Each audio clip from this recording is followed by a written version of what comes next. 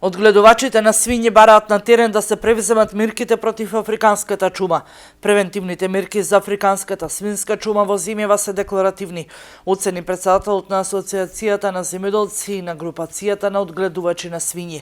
Забележуваат дека опасноста од неа реална, бидејќи на само 25 километри од нашата граница во Бугарија и Србија е пристигната оваа болест, од која се нишанат голем број свињи.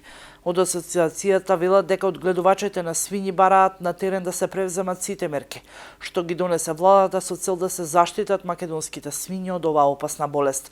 Истакнуваат дека опасноста од појавата на африканската чума е голема, а како што вели свињарството е единствена сточарска гранка која има подем и се развива во земјава.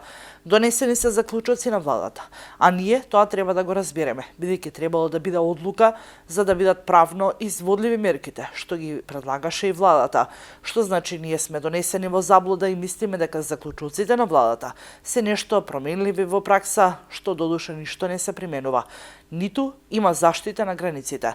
Мислам дека дезинфекцијата, ниту пак појачаната контрола на личниот багаж, што го викаме, ниту депониите се исчистени од пуштените свињи.